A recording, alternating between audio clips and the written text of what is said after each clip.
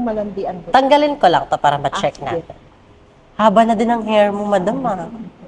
Talagang hindi ako nagpagupit. Sabi ko, pag Ay, uwi hindi ko ka ng na, hello po. Pilipinas, Dito na natin babawi. ikat. Oo. So we're on, parang Talagang, tone down ka lang doon. touch up. Touch up lang. Sige. Mahaba na din Sa ng marami nang ang gray hair. So itong light na to, dito pa rin to. Kasi yung mga tone down, mga one color lang yung last time na pinagawa mo doon. Oo. Sige. Sa highlights mo, anong color kung gusto mo magpa-highlight? Anong bagay? Ayun ba yun? Patingin mo. Hindi bagay sa akin. Yung haircut lang nun. Haircut. Anong bagay sa tingin mo sa skin color ko?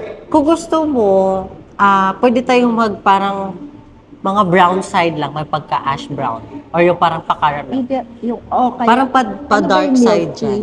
Kasi yan, pa-blonde yan. Ang milk tea, a little darker dyan.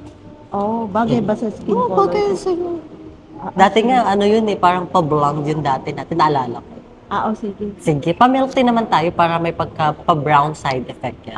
Sige. Tapos lagyan mo na lang ng Hi. boba. Oo. Sa haircut, ganyan ang gusto mong cut? Oo, sabi ko nga yung parang layer, pero mukhang... tas may curtain bangs. Ayoko magsalita kasi kami. May pa-bouncy-bouncy dito sa top. Yung ganyan. Yan, maganda yan. Iniisip ko nga ako yan. Ito. Kasi kung ito, bob na yan eh. So, Yun na nga, mag-shorter na tayo kung yan. So, ito na Baka sayang naman ang buhok natin. So, ito na lang. Yan na lang, maganda. Kasi ang length na yan, dito tayo. Tanggalin sige. ko tong mahaba natin. Tas, Pero layer. parang curtain. Tas may curtain bangs yan dito. Para define yung layer. Parang nakaganon-ganon siya. Okay? Okay. Pakitaan kita ng color ng may pagka-milky para may idea ka. Okay. Okay, Gora. Wala ka na bang nilagay sa hair mo today? Wala. Di pa nga yan naliligo. Sige. Picturean din natin ang before para may remembrance tayo sa hair. Sige. Thank you. Ayan. Kamusta? Ganda. Ganda. Gusto ko. Diba?